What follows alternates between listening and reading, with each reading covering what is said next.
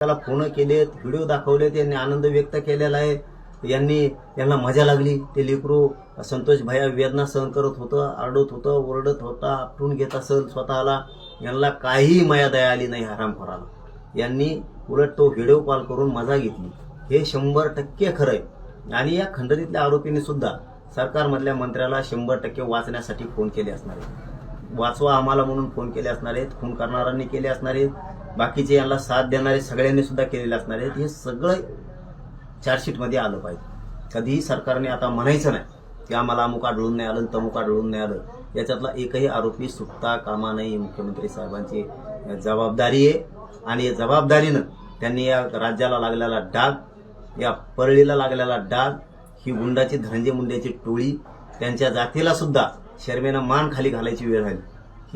यामुळे ही धनंजय मुंडेची टोळी संपली पाहिजे म्हणजे पाहिजे. दादा, वाल्मिक कराड ह्याच्या समर्थनार्थ जे आहे ते लोक जे आहे ते रस्त्यावरती उतरलेत आणि थोडा सौम्य लाठीचार्ज सुद्धा झाल्याची माहिती जी आहे ती आता मिळते. होऊ शकतं. धनंजय मुंडेची टोळी गुंडगिरी, दहशतवादी 100% हे धनंजय मुंडे पाठक याच्यासाठीच आला होता वाटतं. देशमुख कुटुंबांना भेटायला त्याला वाटलं नाही आपण भेटावं. त्याची माणुसकी तिथं जिवंत नाही राहील. हा माणूस फक्त पैसे, जात फीत काय नको, याला जनता नको, काय नको, पैसे आणि पद पाहिजे यासाठीच जन्म घेतला. क्रूर आहे हा, क्रूर आहे, एकदम क्रूर आहे. त्याला क्रूर नाव सुद्धा कमी ह्या धनंजय मुंडेला. कारण काय असतं, खून करणाऱ्यापेक्षा खुनाचा कट रचून खून घडून आणणारा सगळ्यात मोठा गुन्हेगार असतो. आणि खंडणीतला हा खून घडून आणणारा आहे. तो सामूहिक कटात आहे. आणि खंडणीतल्या त्या सरमाडा का कोण आहे, तो सरमाड, त्याला सुद्धा साथ देणारा हा सरकारमधलाच मंत्री आहे. त्यामुळं हा सुद्धा गुन्हेगार आहे. यांनी जर आता कोर्टापुढे जाते, आता तुम्हीच म्हणताय की तिथं लाठीचार्ज केलाय पोलिसांनी. आणखीन आपण ही ऐकलंय की त्यातला एक कोणीतरी म्हणतोय पोलिस दादागिरी करायला लागले, लाठीचार्ज करू नका, नाही तर आम्ही सहन केलं जाणार नाही. मुख्यमंत्री साहेब बघा यांची माज आणि मगरुरी कुठपर्यंत चालली की हे पोलिसांना सुद्धा धमक्या द्यायला लागले. बीड जिल्ह्यात कायदा सुव्यवस्था अबाधित राहिली पाहिजे. धनंजय मुंडे पाठ त्यासाठीच आलाय वाटतं की याला राज्यात दंगली घडवायच्या, जातीवाद करायचा, याचा पाप झाकायसाठी हे त्याची गुंडाची टोळी रस्त्यावर उतरायला लागला. त्याची जात नाही, ओबीसी पण नाही, पोलीस नाही, फक्त तिची गुंडाची टोळी रस्त्यावर उतरायला आलाय. आणि त्यांनी ती रस्त्यावर उतरली वाटतं. त्याला जातीय तेढ निर्माण करायचा, जातीय दंगली घडायच्या. त्याला थांबवा मुख्यमंत्री साहेब, याला थांबवा.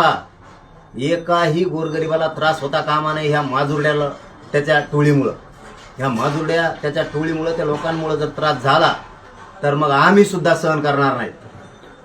खुनाच्या कटामध्ये जे आहे ते कराड यांचा सहभाग असल्याचा दावा जो आहे तो एसआयटीने न्यायालयात केलाय. ते तर हायच हो, ते सरमाड का फारमाड हायच. ते तर आहेच. त्याने मायात जमीन त्यासाठी पडद्याच्या मागोवर राहून ह्या धनंजय मुंड्यासाठी.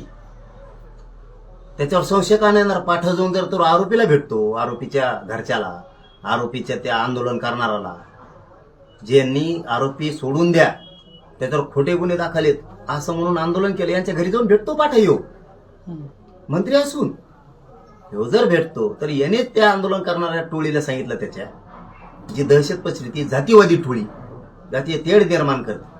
आज कायदा सुव्यवस्था त्याला जिल्ह्यात चांगली ठेवायची नाही धनंजय मुंड्याला. त्यानेच पाठ सांगितलं वाटतं, तेव्हा यांना एवढा माज आलाय. मुख्यमंत्री साहेब थांबवा हे. लोकांना, गोरगरीब जनतेला त्रास होता कामा नाही. हे माजुरडे आहेत, माजलेले आहेत याची टोळी. मग यांचा माज उतरायला आम्हाला बी टाइम लागणार नाही. हे जर कोर्टा मान्य न्यायालयापुढे जाऊन जर धिंगाणा करणार असली, तिथं गोंधळ करणार असली, आणि परत वरून हे पोलिसांना बोलतायत की पोलिसांनी दादागिरी करू नये आमच्यावर, नसता आम्ही सहन करणार नाहीत, ही भाषा आहे का मुंड्याच्या त्या टोळीची? बीड कोर्टापुढं, न्यायालयापुढं कुठं गेली तुमची आता लावलेली संचारबंदी 144 लागू केल्यानं? कुठं गेलं? त्या आरोपीला साथ कस काय देऊ शकते? आरोपीला हे साथ देऊ कस काय शकते? त्याच्यामुळे यांना सुट्टी नाही, देऊ नका. दादा, पंतप्रधान आज मुंबईत असताना धनंजय मुंडे परळीत गेलेत. आमदार मंत्र्यांसोबत संबोधनाचा कार्यक्रम झाला, मात्र मुद्दाम मुंडेंना मोदींच्या दौऱ्यातून दूर ठेवलं असं वाटतं का? ते मला नाही माहित. आणि काय जवळ करायचं लायकीच आहेत का? दादागिरीच्या, गुंडगिरीच्या टोळ्या जातीय तेढ निर्माण करते. सामाजिक सलोखा यांना ठेवायचा नाही. शांतता भंग करायची जिल्ह्याची सगळी. हे असले काय कामाचे? एक खुनातला आरोपी, खंडणीतला आरोपी, त्याला पाठबळ देते धनंजय मुंडेची टोळी, सोडून द्या म्हणते आंदोलन करते. हे असले काय जवळ करायचे? इथं डाग आहे. फडणवीस साहेबांच्या सरकारला डाग लावायला लागलं. हे याला सुद्धा याच्यावर शंका यायला लागली. याचा सुद्धा खुनात हात आहे का? 100% आता शंका यायला लागली. पाठा जाऊन सांगतो. आता त्यांना सांगितलं असं नाही, तेव्हाच आंदोलन करायला लागले. बीडच्या माननीय न्यायालयासमोर, न्याय मंदिरासमोर सुद्धा येऊन हे जर बोंबलायला लागले. आपल्याच माध्यमातून कळालंय. आणि आपणच आता दाखवलंय की त्यातला एक जण कोण आहे, तो वकील का फकील कोण आहे, तो म्हणतोय जणू की पोलिस दादागिरी करायला लागले, आमच्यावर लाठीचार्ज करायला लागले आणि आम्ही हे सहन करणार नाही. पोलिसाला पण धमकी. तू काय गेलता तिथं? काय तो तिथं SIT, CID, पोलीस बांधव येतं, न्यायालय येते, देईल ना न्याय. तू काय गेलता तिथं लोक घेऊन? धनंजय मुंडे सांगतोय याला दोषी धनंजय मुंडे, 100% धनंजय मुंडेच याला दोषी आहे, दुसरा कोणी नाही. यांना सगळ्यांना सहआरोपी करणं गरजेचं आहे. जिल्ह्याची कायदा सुव्यवस्था नीट राहिली पाहिजे. यासाठी आपल्या चॅनलच्या बांधवाच्या माध्यमातून मुख्यमंत्री साहेबांना सांगतो आणि अजितदादा पवारांनाही सांगतो, आज प्रथम त्यांचं नाव घेतलं. कायदा सुव्यवस्था अबाधित जिल्ह्याची राहिली पाहिजे. धनंजय मुंडेची गुंडाची टोळी थांबवा. जर हे गोरगरिबावर अन्याय करायला लागले, आरडाओरडा करायला लागले आरोपीच्या बाजूने, तर आम्ही सुद्धा सहन करणार नाही. फडणवीस साहेब आणि अजितदादाचं तर मी आज पहिल्यांदा नाव घेतलं. जर हे असं तुमचा धनंजय मुंडे जर असं टोळ्या चालवणार असला, टोळीच्या जीव त्यांची जात सुद्धा बदनाम करणार असला, सगळा सरकारला जर डाग लावणार असला, तर आम्ही सुद्धा सहन करणार नाही. त्याला थांबवा. त्यांनी पाठा येऊन बहुतेक त्याच्या लोकांना सांगितलं आंदोलन करा. त्याचे लोक म्हणजे टोळी. त्याची जात नाही, त्याची जात या पापात उतरतच नाही. पाप तू करणार फेडायला त्यांना होतो का? तूच फेड. याला सुट्टी नाही. यांना थांबवा. माझ्या गोरगरिबाला त्रास नाही झाला पाहिजे. आमचं लेकरू गेलंय, आमचा आनंद हिरावून घेतलाय संतोष भाईचा, कुटुंब उद्ध्वस्त केलं, सुखी जीवनाचं वाटोळं करून टाकलंय धनंजय मुंडेने त्याच्या टोळीनं. खुणं करताय, खंडाने मागताय. सोडू नका याला, एकाला सुद्धा सोडायचं नाही म्हणजे नाही. यांना सगळ्यांना मोका लावून 302 लावून यांची अंडर ट्रायल चालवा. यातला एक बी सुटला नाही पाहिजे. यांच्यापेक्षा 10 पट आंदोलन आम्ही सुद्धा करणार आहेत. दादा, SIT आणि पोलीस अधिकाऱ्यांनी असा सुद्धा दावा केलाय की हत्येच्या दिवशी जे आहे ते वाल्मिक कराड याने संतोष देशमुख यांना धमकी दिली होती. आम्ही वारंवार सांगतो की खंडणी मागायला लावली आणि जे गेले त्यांनी खून केला. म्हणजे हे घरी का बसणारा किंवा कुठं बसलेला होता, याने बसून कट रचला तो. त्यामुळे खून करणारापेक्षा खंडणी मागणारा, खंडणीतला आरोपी ह्यो सरमाळ, ह्यो खरा गुन्हेगार आहे. आणि खंडणीतल्या आरोपीला आणि खुनातल्या आरोपीला साथ देणारा कोण सरकारमधला मंत्री आहे, तो सुद्धा गुन्हेगार आहे. कारण करून घेणारा सगळ्यात मोठा गुन्हेगार असतो, सगळ्यात मोठा. कोर्टामध्ये असं देखील SITने दाखवलेलं आहे की हा जो हत्याकांड झालेला आहे हा कट रचून हत्याकांड केलेला आहे. हो, कटच रचलाय. यांनी कट रचला. याला खंडणीचा पैशाचा लय जोर आहे, माज आहे. याला पैसा लय लागतो. त्याच्यामुळे यांनी खून करायला लावला, खंडणीसाठी, पैशासाठी. म्हणून मुख्यमंत्री साहेबांना आमची विनंती आहे की ज्यांनी कट रचलाय संतोष भाईचा खून करण्याचा, कट रचणारा खून करणाऱ्यापेक्षा मोठा आहे, मुख्य खरा गुन्हेगार तो आहे. आणि खून झाल्याच्या नंतर यांनी कोणाकोणाला फोन केले, खून करणाराने, खंडणीतल्या आरोपींनी कोणाला फोन केले, सरकारमधल्या कोणत्या मंत्र्याला केले, यांना सुद्धा शोधा. यांना सगळ्यांना जेलमध्ये टाका. पुन्हा एकदा सांगतो, खंडणीतले आणि खुनातले एकच आरोपी, त्यांना 302 आणि मोका लावून यांचे अंडर ट्रायल चालवा. आणि या आरोपींना साथ देणारे जेवढे आतापर्यंतचे ते सगळे जेलमध्ये टाका. यांच्यावर सुद्धा यांना आरोपी करा. यांचे सगळ्यांचे नार्को टेस्ट करा. आणि मी अजितदादांचं पहिल्यांदा नाव घेतोय. ह्यो ज्या अर्थी पाठ इकडे आलाय, ह्यो धनंजय मुंडे, त्याचा अर्थ यांनी त्याची गुंडाची टोळी उठवली. त्याची जात याच्यात ओढायची गरज नाही, ओबीसी याच्यात ओढायची गरज नाही. याची एक टोळी, क्रूर कामं करणारी काम, ही याची टोळी संपली पाहिजे. हे बघा, फडणवीस साहेब हे अत्यंत वाईट दिशेला जाऊ शकतं. आरोपींना साथ देतायत, सोडून द्या म्हणतायत म्हणून हे आंदोलन करतायत. हे वाईट दिशेने चालले. यांना जातीय तेढ निर्माण करायचा, जातीय दंगली घडायच्या त्या धनंजय मुंडेला. याला जातीवाद करायची सवय आहे. आणि या जातीवादाच्या ओबीसीचा पांघरून घेतो, जातीचा पांघरून घेतो आणि पाप करतो, पैसा कमवतो, खून करतो, दरोडे टाकतो आणि ह्या टोळ्या चालवतोय. सगळ्या धनंजय मुंडेच चालवतोय. त्याच्यामुळे ह्यो आता जातीय दंगली घडवणार. याला रोखा. पाठ येऊन यांनी परळीत बहुतेक हेच सांगितलंय. त्यामुळे हे लोक आंदोलन करायला लागले. याला देवेंद्र फडणवीस साहेबांच्या सरकारला डाग लावायचा आणि जर गरिबाला त्रास झाला तर आम्ही सहन करणार नाही. मात्र मराठ्यांना माझं आव्हान आहे, शांत राहा. आपण शांत राहा, शांततेची भूमिका घ्या. न्यायालयावर, पोलीस प्रशासनावर विश्वास ठेवायचा आहे. आपण शांत राहा. आपण सगळ्यांनी आपण विश्वास ठेवायचा आहे. आपल्या समाजावर विश्वास ठेवा. आपला समाज समर्थ आहे सगळ्यांचे पाठ पुरवायला. शांत राहा. यांना काय दंगली करायच्या, रस्ते अडवायचे तर अडू द्या. यांना काय न्यायालयात जाऊन आरडायचंय किंवा न्याय मंदिरावर यांना काय हल्ले करायचे ते करू द्या. फडणवीस साहेब बघत असतील, गृह मंत्रालय बघत असेल, त्यांचे अजितदादा पवार बघत असतील.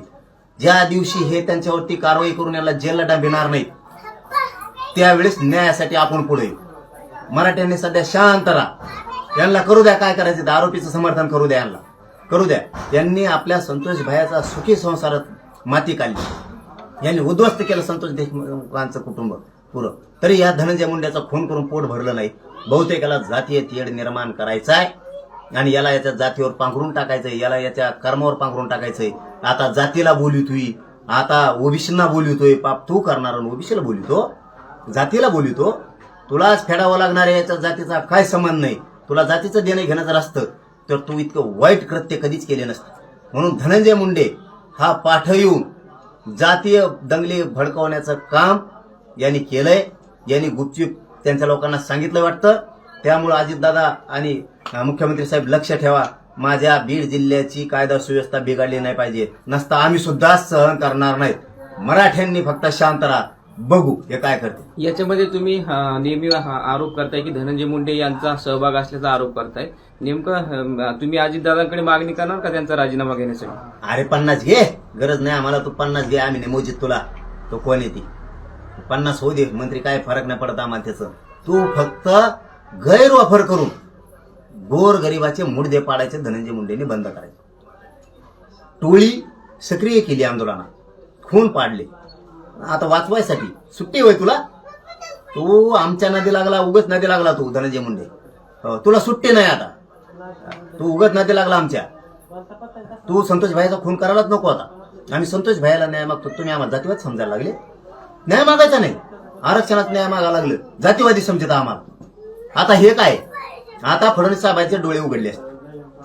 मी या चॅनलच्या बांधवाच्या माध्यमातून सांगतो, फडणवीस साहेब आता तुमचे डोळे उघडले असते. खरा जातीवादी कोण? जातीय तेढ निर्माण करणारे कोण? फडणवीस साहेबांच्या सरकारला बदनाम करणारा आणि कलंक लावणारा आता कोण? आता खरे रूप यांचं उघडं पडलं धनंजय मुंडेचं आणि त्याच्या टोळीचं. कारण हे आरोपीच्या बाजूने आंदोलन करायला हे राज्यात आणि देशात कधीच झालं नाही.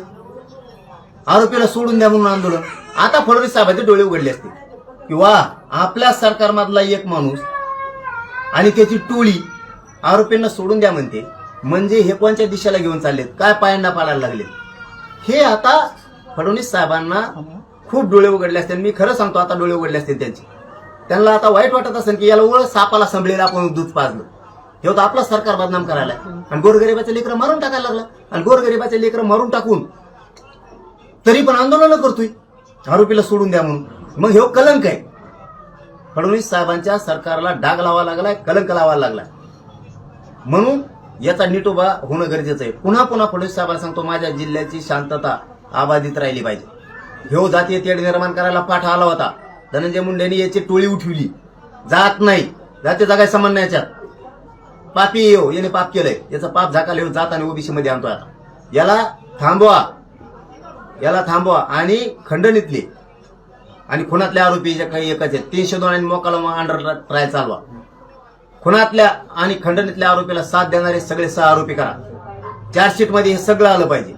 याला सुट्टी होता कामा नाही. तुम्ही म्हणता आमका झालं तमका झालं, आढळून नाही आला, आम्ही ते सहन करणार नाहीत. मग फक्त मराठ्यांना माझं आव्हान आहे, धनंजय मुंडेची टोळी सरकारला चॅलेंज द्यायला लागली, पोलिसांना चॅलेंज द्यायला लागली.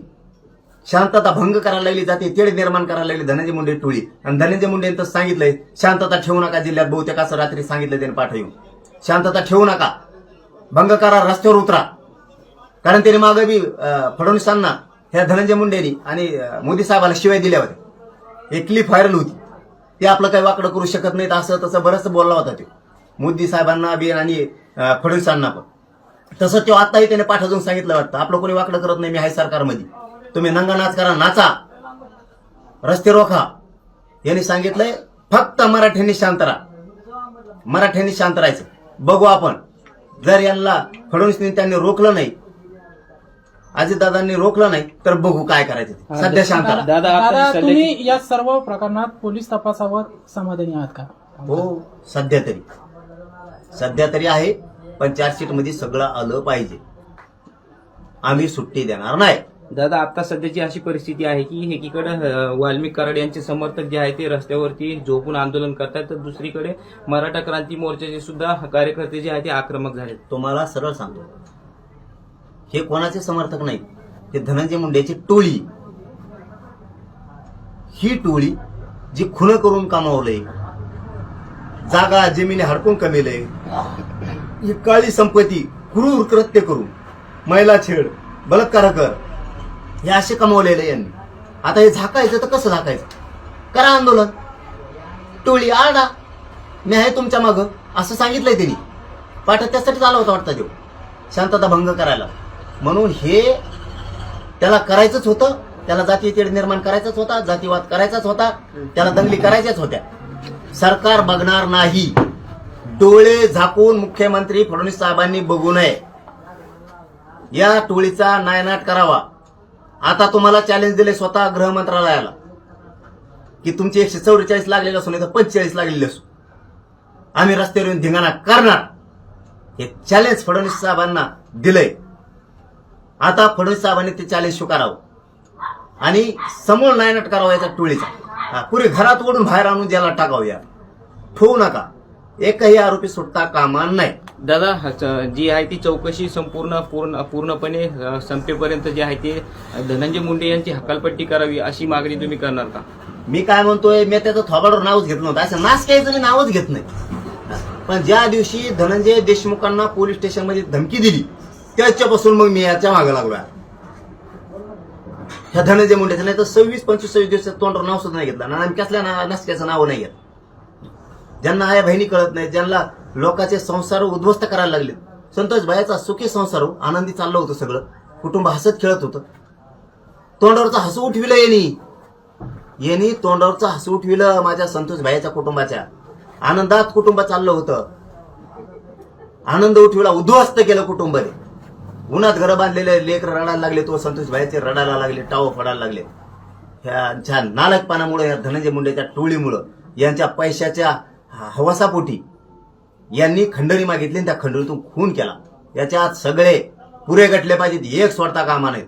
यातला जर एक सोडला तर आम्ही गप्प बसणार नाही. मराठ्यांना माझं हात जोडून आव्हान आहे, शांत बसा, यांना काय नंगा नाच करायचं करून दे. यांनी फडणवीस साहेबांना चॅलेंज केलेलं आहे, गृह मंत्रालयाला चॅलेंज केलंय, बीड जिल्ह्याच्या पोलीस प्रशासनाला चॅलेंज केलंय, बीडच्या एसपीना चॅलेंज केलंय, कलेक्टर साहेबाला चॅलेंज केलंय की तुमची 144 जरी लागू असली तरी पाठ धनंजय मुंडेने आम्हाला येऊन सांगितलंय, टोळीला, सगळ्या गुंड टोळीला, की नंगा नाच करा, मी आहे तुमच्या मागं. म्हणून ते नाचायला लागलेत रस्त्यावर. नाचते ते, नाचे कुठून आणली ती, नाचते. आणि आरोपीला सोडा म्हणते. आरोपीची पाठराखण करता तुम्ही, आरोपीला सोडा म्हणता. तुमचं बी कुणी असं झाल्यावर आता इथून पुढे लोक अशाच पद्धतीचं आंदोलन करणार आहेत. आरोपीच्या बाजूने आरोपी सोडावा. एकही खंडणीतला आणि खुनातला आरोपी सुटता कामा नये. फडणवीस साहेबांना आमचा हात जोडून विनंती, तुमच्या शब्दावरती मराठा शांत आहे, आम्ही शांत बसणार नाही. मग नंतर एक जरी सुटला याच्यातला तरी पण. दादा आता जी आहे ती परिस्थिती जी आहे ती, आता वातावरण जे आहे ते बीडचं चिघळलेलं आहे, वातावरण अजूनही बिघडू शकतं. त्यामुळे कायदा व सुव्यवस्थेचा प्रश्न जो आहे तो निर्माण होण्याची शक्यता आहे. नाही होणार, कायदा सुव्यवस्था बिघडणार नाही. पोलिसांना नीट करणार सगळ्याला. फडणवीस साहेबाला धनंजय मुंडेने तिथून येऊन चॅलेंज केलंय की मी चाललो परळीला, आता दंगा लावतो, जाती जाती तेढ निर्माण करतो, की सांगून आला तेव्हा तर पाठ इकडे गेलाय. त्याच्यासाठीच इकडे पाठ गेलता गावात परळी. गुंडाची टोळी पाठवतो का? काही होणार नाही, सगळं वठणीला आणणार. एबीपी माझा, उघडा डोळे बघा नीट.